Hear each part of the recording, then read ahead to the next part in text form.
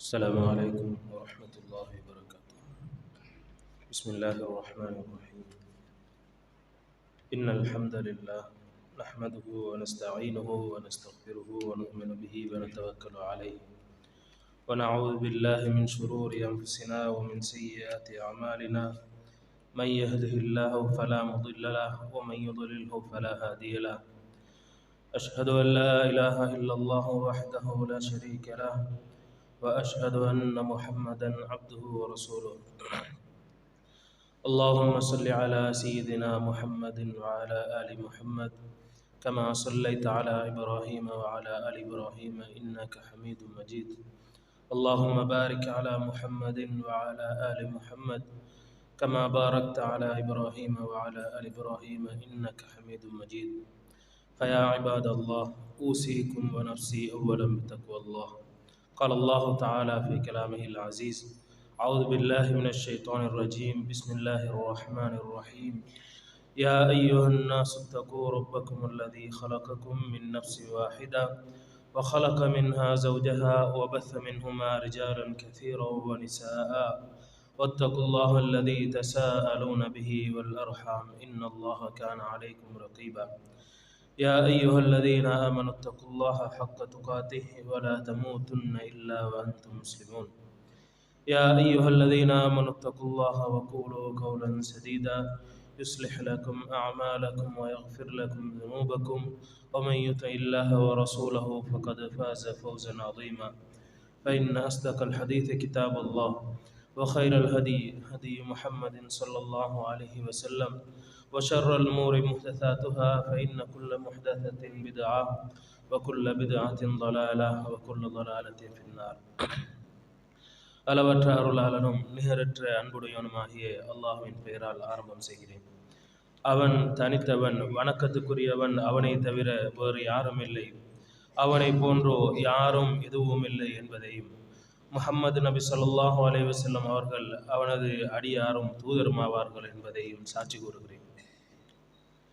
அன்புக்குரிய இஸ்லாமிய சகோதரர்களே, வாழ்வின் அனைத்து நிலைமைகளிலும் அல்லாஹ்வை பயந்து அவனது கட்டளைகளை எங்களால் முடியுமான வரை எடுத்து நடந்து கொள்ளும்படியும், அவனது விலக்கல்களிலிருந்து முற்றுமுழுதாக விலகி அல்லாஹ்வின் கோபத்திலிருந்து விலகிக் கொள்ளும்படியும் முதலில் எனக்கும் அடுத்ததாக உங்களுக்குமாக நான் உபதேசம் செய்து கொள்கிறேன். வார்த்தைகளில் மிகச் சிறந்த வார்த்தை, மிக உண்மையான வார்த்தை அல்லாஹ்வுடைய வார்த்தையாகும். வழிகாட்டல்களில் மிக சிறந்தது ரசூலுல்லாஹி ஸல்லல்லாஹு அலைஹி வஸல்லம் அவர்களுடைய வழிகாட்டலாகும். மார்க்கத்தின் பெயரால் அல்லாஹ்வும் ரசூலும் காட்டித்தராத வழிமுறையில் உருவாக்கப்படுகின்ற அனைத்தும் பிதுஅத்துகள் என்றும், அந்த பிதுஅத்துகள் ஒவ்வொன்றும் எங்களை நரகத்திற்கு இட்டுச் செல்லும் என்பதையும் ஞாபகமூட்டியவனாக எனது இந்த உரையை ஆரம்பம் செய்கிறேன். இன்றைய நாளில் பெற்றோரின் நலன் பேணுவோம் என்ற கருத்தில் ஒரு சில விடயங்களை எனக்கும் உங்களுக்குமாக ஞாபகம் செய்து அதன் மூலம் அல்லாஹ்வின் அருளை பெற்றுக்கொள்ள வேண்டும் என்ற அந்த உயரிய நோக்கத்தோடு நான் இங்கு வந்திருக்கிறேன். அன்புக்குரியவர்களே, அல்லாஹு தஆலா இந்த உலகில் மனிதனை படைத்து அவனது மரணத்தின் பின்னால் ஒரு நீண்ட நெடிய வாழ்வு, முடிவற்ற வாழ்வு இருக்கிறது. அந்த வாழ்வு ஒன்று நரகமாக இருக்கலாம் அல்லது சொர்க்கமாக இருக்கலாம் என்ற விடயத்தை தனது நபிமார்களின் ரசூல்மார்கள் மூலமாகவும் ரசூல்மார்கள் மூலமாகவும் அல்லாஹு தஆலா இந்த சமுதாயத்துக்கு அறிவித்திருக்கிறான். அந்த நரக வாழ்க்கையிலிருந்து விடுபடுவதற்கு நீங்கள் என்னென்ன விடயங்களை செய்ய வேண்டும், சுவர்க்கம் செல்வதற்கான வழிகள் என்னென்ன என்பதையும் அல்லாஹு தஆலா எங்களுக்கு இந்த ரசூல்மார்கள் மூலமாக எங்களுக்கு சொல்லி காட்டியிருக்கிறான். அவ்வாறு சொல்லப்பட்ட விடயங்களில் மிக முக்கியமான, சுவனத்திற்கு எங்களை அழைத்து செல்லக்கூடிய மிக உயரிய வழிதான் எங்கள் பெற்றோருடன் நாங்கள் நல்ல முறையில் நடந்து கொள்வது. ஆனால் மனிதனுடைய பிறவி பலவீனம் ஒன்று இருக்கிறது. எந்த ஒரு மனிதனாக இருந்தாலும் அல்லாஹ் அருள் செய்தவர்களை தவிர அவர்களிடத்தில் ஒரு பலவீனம் இருக்கும். சந்தர்ப்பத்தை நழுவ விட்டு பின்னர் கை செய்தப்படுவோம். அனைவரும் தான் கிடைக்கின்ற சந்தர்ப்பங்களை, நல்ல நல்ல சந்தர்ப்பங்களை எல்லாம் நாங்கள் நழுவ விட்டு பின்னர் கை செய்தப்படுவோம். அல்லாஹு தஆலா இந்த விடயத்தையும் குர்ஆனிலே குறிப்பிடுகிறான். சயீர் என்ற அந்த நரகத்திற்கு கூட்டம் கூட்டமாக மக்கள் தள்ளப்படுவார்கள். அந்த நேரத்தில் குல்லமா உல்கிய ஃபீஹா ஃபௌஜுன், ஒவ்வொரு கூட்டமும் அந்த நரகத்தில் விழுத்தாட்டப்படுகின்ற பொழுது, தூக்கி எறியப்படுகின்ற பொழுது, சஅலஹும் ஹஸனதுஹா அலம் யாத்திக்கும் நதீர், அந்த நரகத்தின் பொறுப்பாளிகளாக இருக்கிறவர்கள் அந்த கூட்டத்தினரை கேட்பார்கள், அலம் யாத்திக்கும் நதீர், உங்களுக்கு இந்த நரகத்தை பற்றி எச்சரிக்கை செய்யக்கூடியவர்கள், உங்களை அச்சமூட்டக்கூடியவர்கள் உங்களிடம் வரவில்லையா, அவர்கள் உங்களை எச்சரிக்கை செய்யவில்லையா என்ற விடயத்தை அவர்கள் கேட்பார்கள். அதற்கு அந்த நரகவாதிகள் சொல்லுகின்ற விடயம், காலு பலா, வந்தார்கள், அவர்கள் வந்தார்கள், ஆனாலும் அவர்களை நாங்கள் தான் பொய்ப்படுத்தினோம், அவர்களை பொய்யர்களாக்கினோம். உண்மையில் ஒரு விடயத்தை ஒரு சமுதாயம் பொய்யனாக்குகின்ற பொழுது, ஒரு உண்மை சொல்லுகின்றவனை ஒரு சமுதாயம் பொய்யனாக்குகின்ற பொழுது, அந்த மனிதருக்கு ஏற்படுகின்ற விரக்தியும் அவமானமும் சொல்லில் சொல்ல முடியாதவை. ஒவ்வொரு மனிதன் அவன் பொய் சொல்லுகின்ற பொழுது அவனுடைய நிலை வேறு, ஆனால் உண்மையை சொல்லுகின்ற பொழுது, சத்தியத்தை சொல்லுகின்ற பொழுது அவனுக்கு ஏற்படுகின்ற தொந்தரவுகள், அதிலும் அவன் பொய் சொல்கிறான் என்று அவனை பொய்யனாக்குகின்ற பொழுது ஏற்படுகின்ற அந்த மன வருத்தம் என்பது சொல்லில் சொல்ல முடியாதது, அதனை வார்த்தைகளால் வர்ணிக்க முடியாது.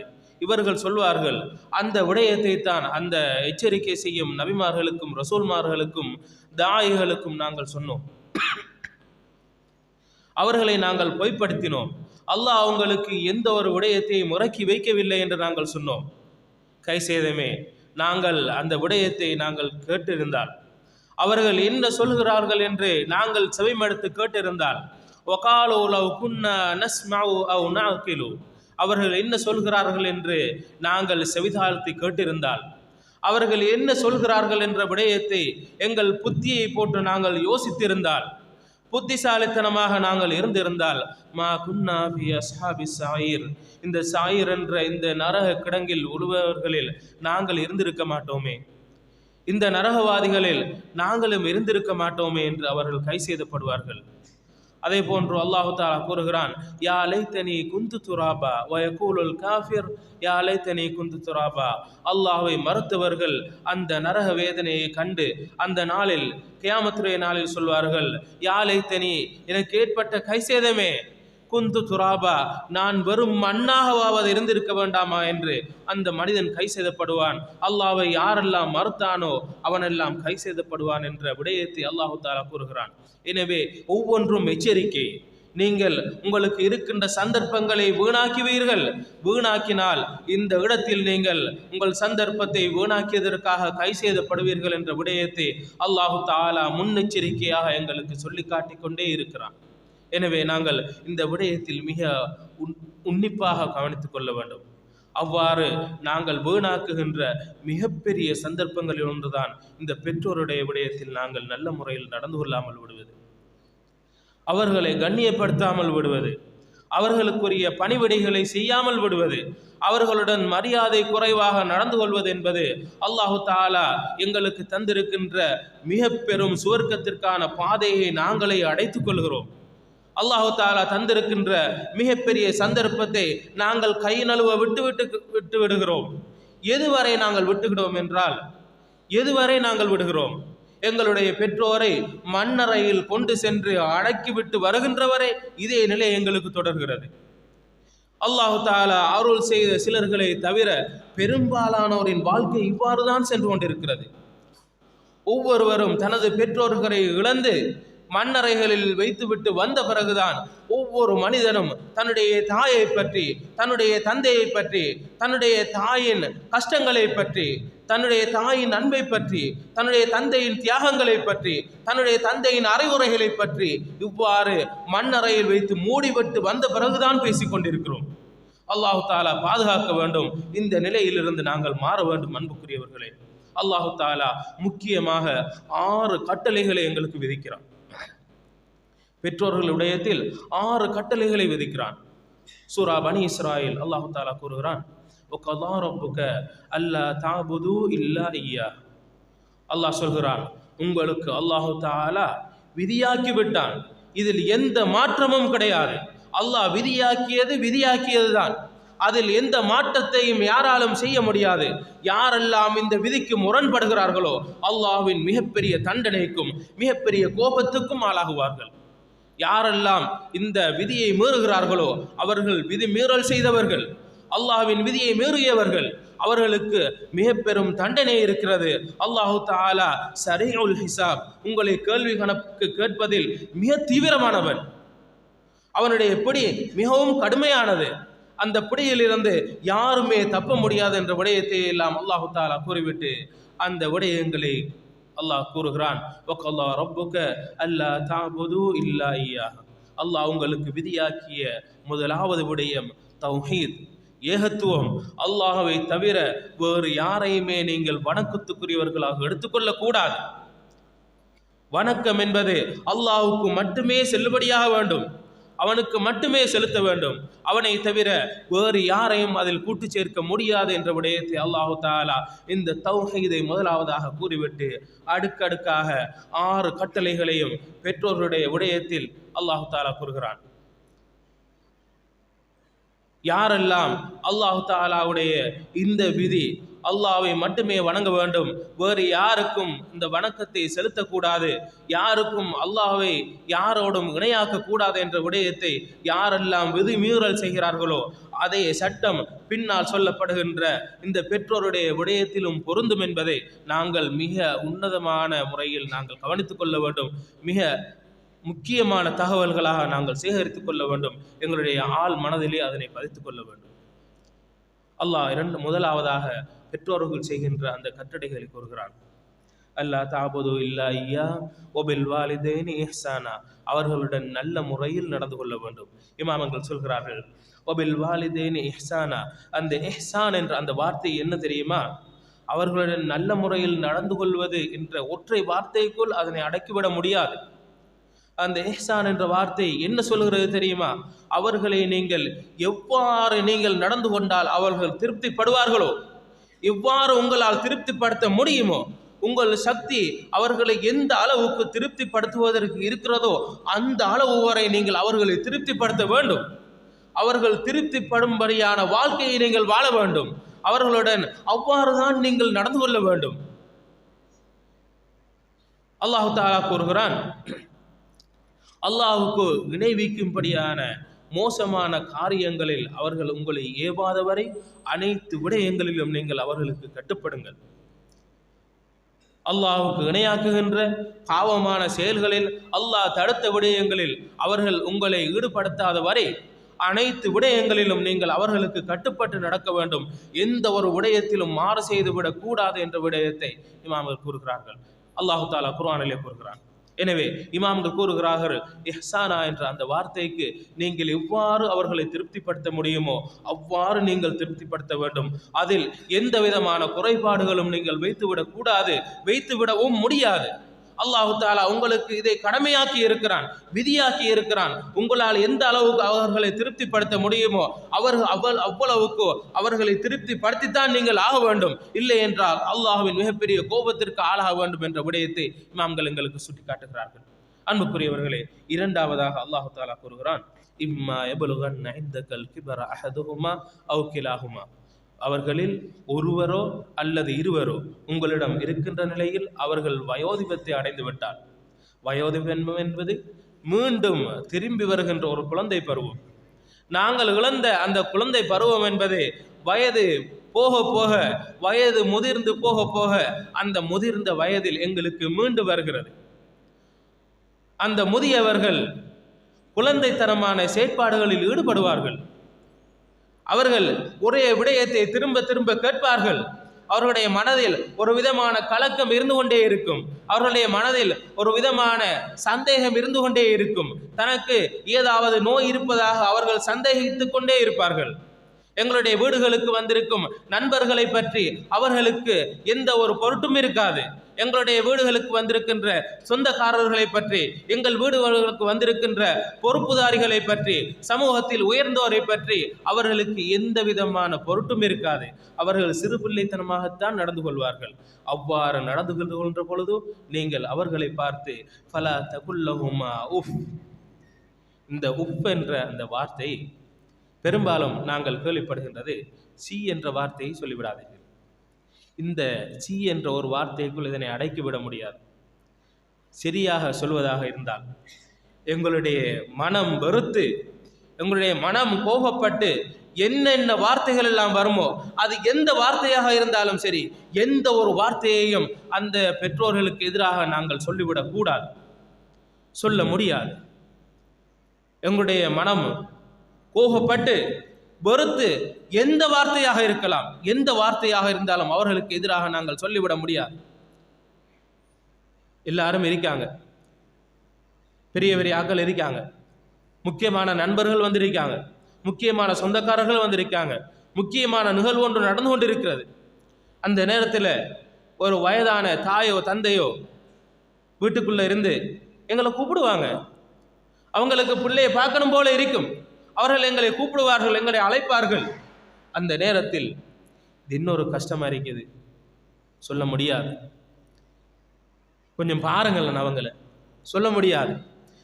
அங்கே போங்க வாப்பா, ஆக்கள்லாம் இருக்கு, அங்கே போங்க, உம்மா அங்கே அந்த பங்க போங்க, சொல்ல முடியாது. எந்த வார்த்தையாக இருந்தாலும் சரி, லேசாக நாங்கள் நினைத்துக் கொள்ளக்கூடாது. சி என்ற வார்த்தை இல்லை. எங்களுடைய மனம் வருத்து, எங்களுடைய உள்ளம் கோபப்பட்டு என்னென்ன வார்த்தைகள் எல்லாம் வெளிப்படுமோ, எந்த விதமான வார்த்தைகளையும் நாங்கள் அவர்களுக்கு எதிராக சொல்லிவிட முடியாது.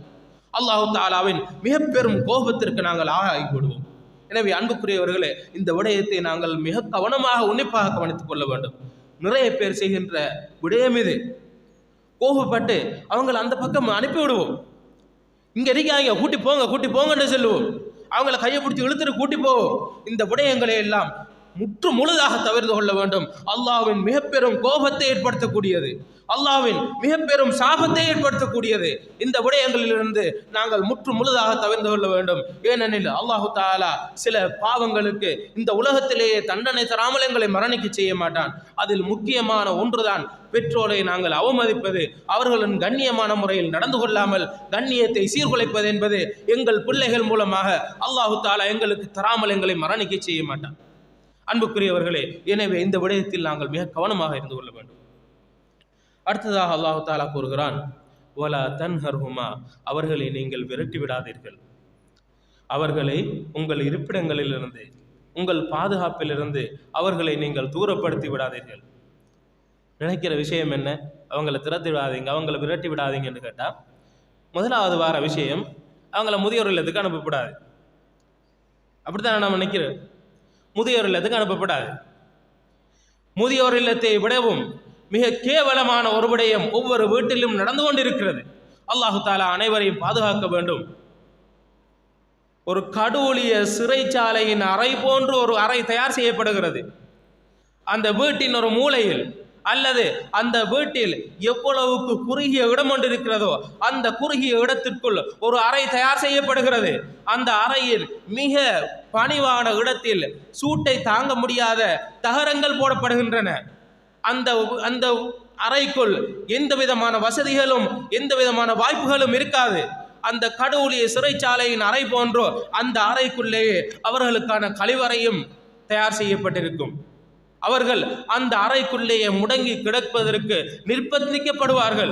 அவர்கள் எழும்பி வருவதற்கு முன்னால் வருவதை இவர்கள் கண்ணியமானவர்களாக அவர்களால் ஏற்றுக்கொள்ள முடியாமல் இருக்கும். தங்கள் தாயோ அல்லது தந்தையோ அந்த அறையை விட்டு முன்னால் வருவதை இந்த சில பிள்ளைகள் விரும்புவதில்லை. தங்களுடைய நண்பர்களுக்கு முன்னால் தனது நோயாளியான தாய் எழும்பி வருவதை அவர்கள் விரும்புவதில்லை. தன்னுடைய தந்தை எழும்பி வருவதை அவர்கள் விரும்புவதில்லை. இந்த நிலை மாற்றப்பட வேண்டும். முதியோர் இல்லங்களை விடவும் மிக கேவலமான கடவுளிய சிறை போன்ற ஒரு அறை தயார் செய்யப்பட்டு அந்த அறையில் அவர்கள் அடைக்கப்படுகிறார்கள், அவர்கள் சிறை வைக்கப்படுகிறார்கள். அன்புக்குரியவர்களே, நாங்கள் எங்களுக்கு இயலாத அந்த கட்டத்தில், எங்களால் முடியாத அந்த கட்டத்தில் நாங்கள் இருக்கின்ற பொழுதோ நாங்கள் எங்களுக்கு என்ன நடந்தது என்று எங்களால் ஞாபகம் வைத்துக் கொள்ள முடியாவிட்டாலும் எங்களுடைய கண்களால் நாங்கள் எங்களுடைய குழந்தைகளை கவனிப்பதையும், எங்களுடைய சகோதரிகள் சிறுவேதினராக இருக்கும் பொழுதோ அவர்களை எங்களுடைய தந்தை எங்களுடைய தாய் கவனிப்பதையும், ஏனையவர்கள் தங்களது பிள்ளைகளை கவனிப்பதையும் நாங்கள் பார்த்து கொண்டிருக்கிறோம். அந்த வீட்டில் எது நல்ல அறையோ, எது சூடு வராத குளிர்மையான அறையோ, எந்த அறை பாதுகாப்பான அறையோ, எந்த அறை எல்லா வசதிகளும் கொண்ட நல்ல அறையோ, அந்த அறையில் தான் எங்களை தங்க வைப்பார்கள், எங்களை பாதுகாப்பார்கள், எங்களை பராமரிப்பார்கள். ஆனால் அல்லாஹ் பாதுகாக்க வேண்டும். யா அல்லாஹ், அவர்களுடைய அந்த முதிய வயது அவர்களுக்கு வருகின்ற பொழுதோ இவ்வாறு பராமரிக்கப்பட்ட அவர்களால் நல்ல முறையில் வளர்க்கப்பட்ட பிள்ளைகள் அவர்களை அந்த மூளைக்குள் கொண்டு சென்று தள்ளிவிடுவது என்பது எந்த வகையில் நியாயம் என்பதை நாங்கள் ஒவ்வொருவரும் ஒரு மனிதனாக சிந்தித்து பார்க்க வேண்டும். அன்புக்குரியவர்களே, ஒரு சாதாரண மனிதனாக நாங்கள் சிந்தித்து பார்க்க வேண்டும். இது நியாயமா? இது அல்லாஹுக்கு ஏற்றுக்கொள்ளக்கூடிய விடயமா? அல்லது ஒரு மனிதனாக, சராசரி மனிதனாக என்னுடைய மனசாட்சி ஏற்றுக்கொள்ளக்கூடிய விடயமா என்ற விடயத்தை எல்லாம் நாங்கள் சிந்தித்து பார்க்க வேண்டும். அல்லாஹ் பாதுகாக்க வேண்டும். எங்களுடைய யாராவது இந்த சகோதரர்கள் ஒளியில் இருப்பவர்களோ கேட்டுக்கொண்டிருப்பவர்களோ யாராவது இந்த நிலையில் எங்களுடைய தாய் தந்தையர்களை வைத்திருந்தால் அல்லாஹுக்காக, வேறு யாருக்காகவும் கிடையாது, அல்லாஹுக்காக, அல்லாஹுடைய பொருத்தத்தை நாடி, அல்லாஹுடைய அந்த சுவனத்தை நாடி இப்பொழுதே சென்ற உடனேயே அந்த விடயங்களை நீங்கள் மாற்றம் செய்து விடுங்கள். உங்களுடைய பிள்ளைகளுக்கு, உங்களுடைய குழந்தைகளுக்கு எவ்வாறான நல்ல அறையை எவ்வாறு நீங்கள் தயார் செய்து கொடுப்பீர்களோ, எவ்வாறு வசதியான நல்ல அறையை நீங்கள் தயார் செய்து கொடுப்பீர்களோ, நல்ல இடத்தை நீங்கள் தயார் செய்து கொடுப்பீர்களோ, அதை போன்று வயது முதிர்ந்த நோயாளியான உங்களுடைய தாய்க்கும் தந்தைக்கும் அல்லது இருவருக்கும் நீங்கள் செய்து கொடுத்து விடுங்கள். நாங்கள் செய்து கொடுப்போம். அல்லாஹு தஆலா அவ்வாறான விடயங்களை செய்வதிலிருந்து ஏனையோரையும் பாதுகாக்க வேண்டும் என்று நாங்கள் துஆ செய்து கொள்வோம். அன்புக்குரியவர்களே, அடுத்த விடயமாக அல்லாஹு தஆலா கூறுகிறான், வகுல்லஹுமா கௌலன் கரீமா. அவர்களுக்கு அழகிய கண்ணியமான வார்த்தைகளே பேசுங்கள். அவர்களுடன் பேசும்போது அழகிய கண்ணியமான வார்த்தைகளே பேசுங்கள். அல்லாஹு தஆலா நபி இப்ராஹிம் அலைஹிஸ்ஸலாம் அவருடைய வாழ்க்கையை எங்களுக்கு படிப்பினையாக சொல்கிறார். நாங்கள் ஒரு விடயத்தை யோசிக்க வேண்டும். எங்களுடைய தாயோ அல்லது தந்தையோ அவர்களிடத்தில் நல்ல கண்ணியமான வார்த்தைகளை பேசுங்கள் என்று அல்லாஹு தஆலா கூறுகிறார். அவர்கள் என்ன நிலையில் இருந்தாலும், எவ்வளவு மோசமான நிலையில் இருந்தாலும் அவர்களுடன் இந்த கண்ணியமான வார்த்தைகளை மட்டும்தான் நாங்கள் பேச வேண்டும். அல்லாஹ் மிக இழிவான பாவமாக கருதுகிறார் ஒரு பாவம். எல்லா பாவத்தையும் அல்லாஹ் மன்னிப்பான், எல்லாத்தையும் மன்னிப்பான். எந்த ஒரு பெரிய பாவமாக இருந்தாலும், எந்த ஒரு சிறிய பாவமாக இருந்தாலும் அல்லாஹு தஆலா அதற்கு மன்னிப்பு உண்டு என்ற விடயத்தை அல்லாஹு தஆலா கூறுகிறார். 99 கொலைகள் செய்துவிட்டு 100ஆக பூர்த்தி செய்தவருக்கும் அல்லாஹு தஆலா மன்னிப்பை கொடுத்திருக்கிறார். ஜினாவே வாழ்க்கை, மதுவே வாழ்க்கை என்று அந்த பகுதியிலேயே அலைந்து திரிந்த எத்தனையோ பேர் சஹாபிகள் என்று ரலியல்லாஹு அன்ஹு என்று சொல்லுகின்ற அளவுக்கு அல்லாஹு தஆலா அவர்களை மாற்றி வைத்திருக்கிறார். அவர்களுடைய வாழ்க்கையில் மாற்றங்களை ஏற்படுத்தி இருக்கிறார். ஆனால் அல்லாஹு தஆலா கண்டிப்பாக சொல்கின்ற ஒரு பாவம், நான் மன்னிக்கவே மாட்டேன் என்று சொல்கின்ற ஒரு பாவம் ஷிர்க், இணை வைத்தல். நபி இப்ராஹிம் அலைஹிஸ்ஸலாம் அவர்களுடைய தந்தை இந்த பாவத்தை தான் செய்து கொண்டிருந்தார்கள். அல்லாஹுக்கு இணை வைப்பவர்களாக, அல்லாஹுக்கு பதிலாக அல்லாஹுடன் சேர்த்து அந்த சிலைகளை வணங்கக்கூடியவராக, அந்த சிலைகளை தயார் செய்யக்கூடியவராக, உற்பத்தி செய்யக்கூடியவராக இருந்தார். அந்த தந்தையோடு அல்லாஹ் மிக கேவலமான பாரதூரமான பாவமாக நினைக்கின்ற அந்த இணை வைத்தலை செய்கின்ற அந்த தந்தையோடு அந்த நபி எவ்வாறு பேசினார் தெரியுமா? யா அபதி, அபி என்றால் தந்தை, அபத்தி என்றால் எனது அருமை தந்தையே, எனது பாசத்துக்குரிய தந்தையே, எனது கண்ணியத்துக்குரிய தந்தையே, லிம தாபுது மஹலா யஸ்மாஉ வலா யுப்சிர். ஏன் நீங்க ஒன்றையும் கேட்க முடியாத, ஒன்றையும் பார்க்க முடியாத சிலைகளை வணங்குகிறீர்கள்? இப்ராஹிம் அலைஹிஸ்ஸலாம் அவர்கள் கேட்டார்கள், யா அபதி, என்னுடைய அருமை தந்தையே, இன்னி கத் ஜானி மினல் இல்மி மா லம் யஅதிக், உங்களுக்கு வராத ஒரு அறிவு எனக்கு வருகிறது. ஃபத்தபிஅனி அஹ்திக சிராத்தன் சவியா, நான் காட்டுகின்ற நேரான பாதையை நீங்கள் பின்பற்றுங்கள். யா அபதி லா தஅபுது ஷைத்தான், எனது அருமை தந்தையே, நீங்கள் ஷைத்தானை வணங்காதீர்கள். யா அபதி, எனது அருமை தந்தையே, இன்னி அகாஃபு ஐய மஸ்ஸக அதாபும் மினர் ரஹ்மான், அந்த அளவற்ற அருளாளன் அவனிடமிருந்து உங்களுக்கு ஒரு வேதனை வந்து உங்களை பிடித்து விடும் என்று நான் பயப்படுகிறேன் எனது அருமை தந்தையே. இவ்வாறு ஒவ்வொரு விடயத்தையும் மிக கண்ணியமான முறையில், மிக பாசமான இரக்கமான முறையில் அவர் தனது முஷ்ரிக்கான அந்த தந்தைக்கு சொன்னார். கடைசி வரை அந்த தந்தை அதனை ஏற்றுக்கொள்ளாத போது கடைசியாக சொன்ன வார்த்தை என்ன தெரியுமா? கால சலாமுன் அலைக், அல்லாஹ்வுடைய சாந்தி உங்கள் மீது உண்டாகட்டும். இவ்வளவு சொல்லியும் கேட்கல, தொலைஞ்சி போ செல்லல. எக்கேடாவது கெட்டுப்போ செல்லல. கால சலாமுன் அலைக், அல்லாஹ்வுடைய சாந்தி உங்கள் மீது உண்டாகட்டும். சஅஸ்தக்ஃபிரு லக ரப்பி, உங்களுக்காக நான் உங்கள் பிழை பொறுப்புக்கு நான் அல்லாஹ்விடம் பாவ மன்னிப்பு தேடுகிறேன் என்ற விடயத்தை அவர் சொன்னார் என்ற விடயத்தை அல்லாஹ் தஆலா எங்களுக்கு சொல்லி காட்டுகிறான். எனவே அன்புக்குரியவர்களே, எங்களுடைய தாய் தந்தையர்கள் எந்த நிலையில் இருந்தாலும், அவர்கள் மோசமானவர்களாக இருந்தாலும், ஏழ்மையானவர்களாக இருந்தாலும், பணக்காரர்களாக இருந்தாலும், கஷ்டப்படுபவர்களாக இருந்தாலும், அல்லது சொகுசான வாழ்க்கை வாழ்பவர்களாக எவ்வாறான நிலையில் அவர்கள் இருந்தாலும், புத்தி இல்லாதவர்களாக இருந்தாலும், நோயாளியார்களாக இருந்தாலும், எவ்வாறு இருந்தாலும் அவர்களுடன் நல்ல வார்த்தை பிரயோகங்களை மட்டுமே, கண்ணியமான வார்த்தை பிரயோகங்களை மட்டுமே நாங்கள் மேற்கொள்ள வேண்டும் என்ற விடயத்தை நாங்கள் மனதில் வைத்துக் கொள்ள வேண்டும். அவர்களுடன் கண்ணியமான வார்த்தைகளை மட்டுமே நாங்கள் பேச வேண்டும் என்ற விடயத்தை நாங்கள் ஞாபகம் வைத்துக் கொள்ள வேண்டும். அல்லாஹ் எங்கள் அனைவருக்கும் அருள் செய்ய வேண்டும். அடுத்ததாக அல்லாஹு தஆலா கூறுகிறான், ஐந்தாவது விடயமாக அல்லாஹ் தஆலா கூறுகிறான், வஹ்ஃபித் லஹுமா ஜனாஹ துல்லி மினர் ரஹ்மா. இந்த வசனத்துக்கு விளக்கம் சொல்ல முடியாது. அல்லாஹு தஆலா கூறுகிறான், ஒரு பறவையை போன்று, ஒரு கோழியை பார்ப்போம், ஏனைய பறவைகளை பார்ப்போம், தன்னுடைய குஞ்சுகளை தன்னுடைய இறக்கைக்குள்ள அப்படியே வச்சிட்டு பாதுகாக்கும். தனக்கு என்ன நேர்ந்தாலும் பரவாயில்லை என்று தன்னுடைய குஞ்சுகளை பாதுகாக்கும், இரக்கத்துடன் பாதுகாக்கும். அடிக்கின்ற சூடு அவ்வளவும் அந்த தாயோடு போகும். குழந்தை குஞ்சு நல்ல ஆரோக்கியமான முறையில், பாதுகாப்பான முறையில் இருக்கும். அடிக்கின்ற குளிர் அவ்வளவும் அந்த தாயை பதம் பார்த்ததாக போக உள்ளே இருக்கின்ற அந்த குஞ்சுகள் மிக பாதுகாப்பானதாக இருக்கும். அதே போன்றுதான் அல்லாஹு தஆலா கூறுகிறான், கருணை என்ற அந்த இறக்கையை அவர்கள் இருவருக்கும் நீங்கள் தாழ்த்துங்கள், அந்த இறக்கையால் அவர்களை நீங்கள் போர்த்தி கொள்ளுங்கள் என்ற விடயத்தை அல்லாஹு தஆலா கூறுகிறான். இதன் மேல் எதுவும் சொல்ல முடியாது. கருணை என்பது அவர்களை சூழ்ந்து இருக்க வேண்டும். எங்களுக்கு என்ன நடந்தாலும் அவர்களை நாங்கள் பாதுகாக்க வேண்டும் என்ற விடயத்தை அல்லாஹு தஆலா இந்த வசனம் மூலமாக எங்களுக்கு சொல்லி காட்டுகிறான். அது மட்டுமல்ல, 6வது போதனையாக அல்லாஹ் கூறுகிறான், வகுர் ரப்பி ரஹம்ஹுமா கமா ரப்பயானி ஸகீரா.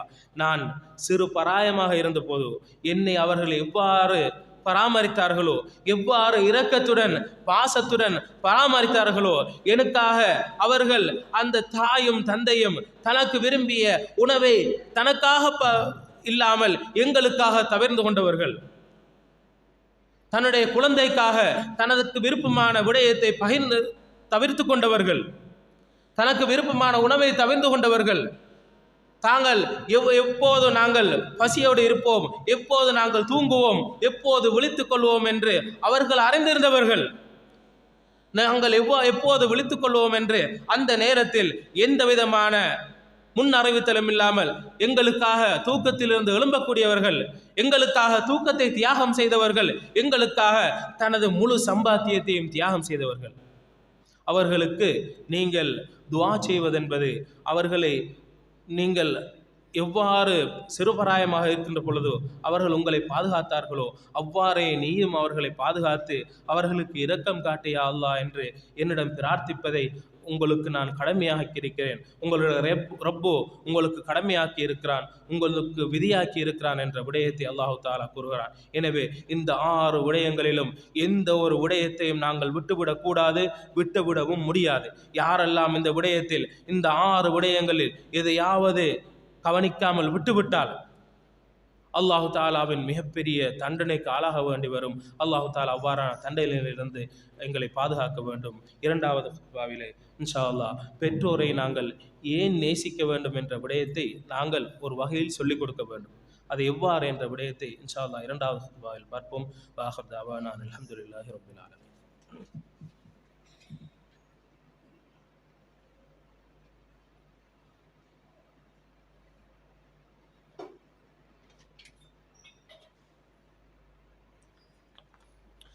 அல்ஹம்துலில்லாஹ் வஸ்ஸலாத்து வஸ்ஸலாமு அலா ரசூலில்லாஹ் முஹம்மதின் வ அலா ஆலிஹி வ ஸஹ்பிஹி அஜ்மஈன். அம்மா பஅத்.